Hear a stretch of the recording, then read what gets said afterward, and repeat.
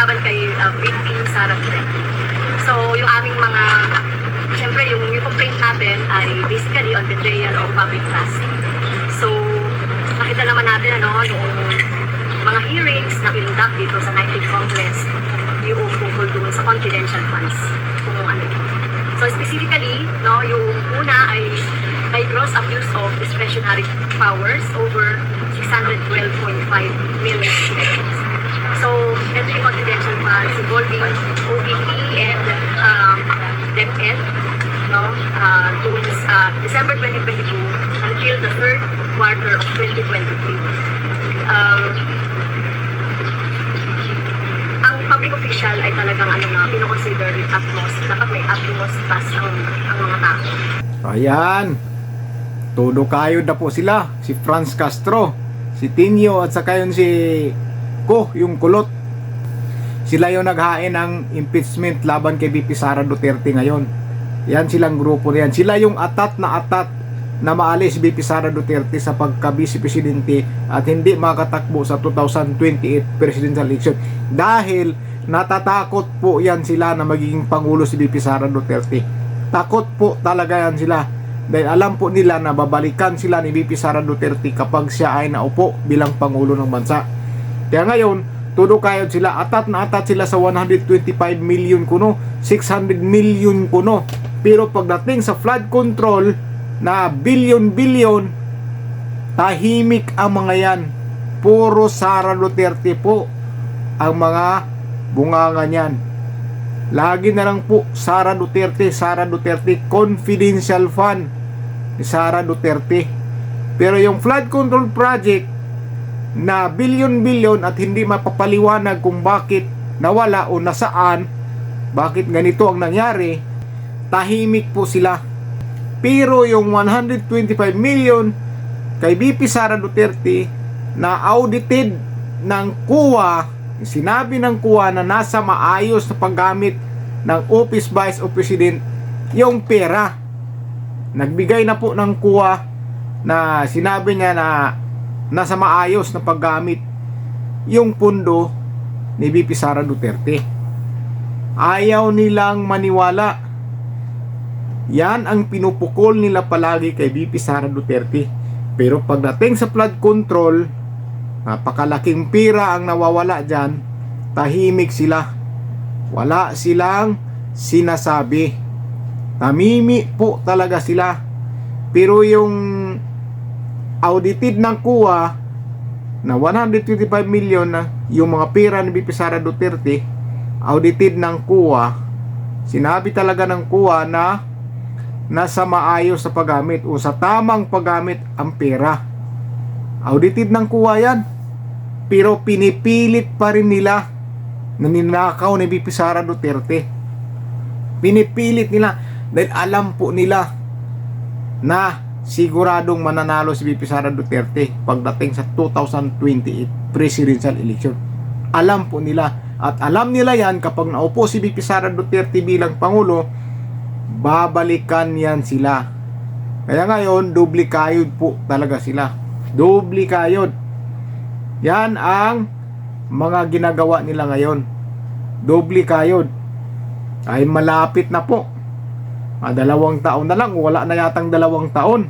Mag-ieleksyon na naman. 'Di ba mga kababayan? Ito alam po natin kung bakit na pinipilit nila yung confidential fund ni VP Sara Duterte. Kaysa naman doon sa billion na nawala o napurnada doon sa flood control na hindi maayos pagkagamit. Pero dito sila nakapokus sa confidential fund na inaudit na ng COA na nasa maayos paggamit. Office Vice of the President.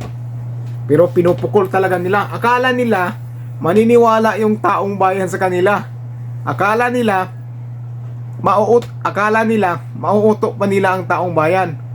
Hindi po naniniwala ang taong bayan dyan. Biruin mo, audited na ng COA yan. Sinabi na ng COA na maganda ang paggamit dyan. Walang mali ang paggamit sa pira ni VP Sara Duterte, yung 125 million na sinasabi nila. Kasi takot na po ang mga yan. Takot na po talaga yung grupo nila yan. At yan si Franz Castro, gustong-gusto lang gumaganti kay Pangulong Rodrigo Duterte dahil nag-aaway yan sila eh. Nag-aaway yan sila. Franz Castro. Isa pa yan, number 1 matatakot kapag naging Pangulo si VP Sara Duterte. Sigurado yan. Marami yan silang grupo. At ang pambato nila niyan, si Risa Hontiveros. Kung si Risa Hontiveros ang makakalaban ni VP Sara Duterte, sa tingin nyo, mananalo ba si Risa? Mananalo ba siya kay VP Sara Duterte? Alam po natin, kulilat yan sa pagdating ng eleksyon. Maging kulilat yan. Yan ang maging kalaban ni VP Sara Duterte. Sigurado po, landslide ang laban. Landslide. Kaya ngayon, kung ano-ano na lang pinupukon nila kay VP Sara Duterte. Di ba nung nakaraan, sila ni Trillanes nagsampa ng kaso ng plunder laban kay VP Sara Duterte. Dito naman,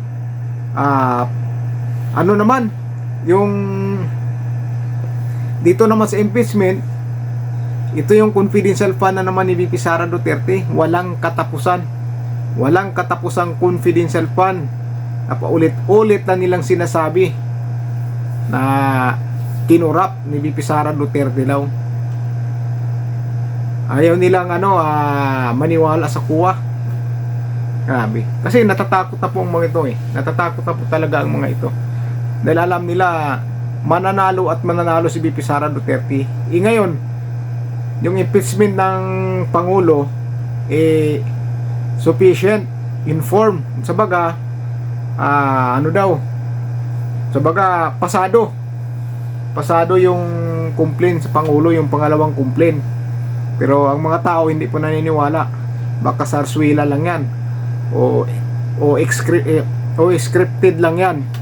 Pero itong impeachment complaint na inahain nila laban kay VP Sara Duterte, dito yan sila magpupokus dahil alam po natin na si VP Sara Duterte po ang gusto talaga nilang bakbakan talaga. Gusto talaga nilang maalis sa pwesto. Dahil alam nila talaga hindi nila matatalo ang Vice Presidente pagdating sa eleksyon. Hindi talaga nila matatalo yan. Protektado ng taong bayan. Mahalang taong bayan ang Vice Presidente na si VP Sara Duterte. Dahil alam po talaga ng taong bayan at pinapaniwalaan ng taong bayan na magiging maayos ang bansa kapag si VP Sara Duterte ang maupo bilang Pangulo. Napakasimpleng babae, matapang, matatag, matibay, may paninindigan, tumatayo sa laban. Nandyan na lahat kay VP Sara Duterte. Pero pinipilit nila na kurap daw si VP Sara Duterte dahil sa confidential fund na sinasabi nila. Pero ang mga tao po, hindi na po naniniwala sa kanila. Pinagtatawanan na lang po yung mga yan. Pinagtatawanan na lang po. Lalo na yan si Franz Castro. Siya yung unang naghain ng impeachment complaint laban kay VP Sara Duterte nung nakaraan pa. Siya din yan. Ngayon, sila rin ulit. Hindi tumatanggap ng pagkakamali eh. Ipinipilit nila. Inaano na nga ng Korte Suprema na labag sa konstitusyon eh. Talaga atat na atat sila. Kaya duplicate sila ngayon para mapaalis sila si VP Sara Duterte. Duplicate. Pero wala yan, masasayang lang yung pagod nila. Dahil sa bandang dulo, si VP Sara Duterte pa rin ang inaasahan magiging Pangulo sa bansa natin. Yan po ang gusto ng taong bayan. Ang Vice Presidente po ang pag-asa ng bayan. Yan po ang pinapaniwalaan po talaga ng karamihan. Dahil saan ka makakita isang babae may panindigan, hindi kurap, matibay, matatag, matapang, tumatayo sa laban, hindi umaatras, hindi tumatalikod sa problema, kahit pinagkaisahan, pinagtulungan, hindi umaatras, hindi sumusuko. Yan ang inaasahan ng mga tao kay VP Sara Duterte. Dahil sa kanyang paninindigan, lumalaban ng patas, nagtatrabaho ng tama para sa taong bayan at saka sa bansa natin. So yun mga kababayan, ano po ang masasabi nyo dito? Ay sinasampa nila na impeachment laban kay VP Sara Duterte, yung grupo pa rin nila ni Franz Castro, si Tinio at saka yung congressman, yung kulot na babae.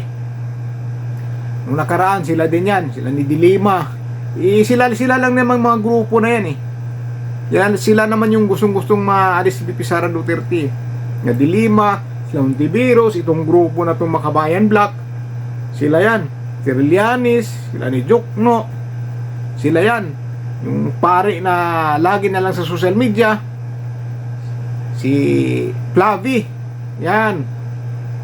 Yung puro ijiki na lang yung bunganga na yan. I-comment nyo po sa baba mga kababayan kung ano po ang masasabi nyo sa impeachment na hinahain nila laban kay VP Sara Duterte.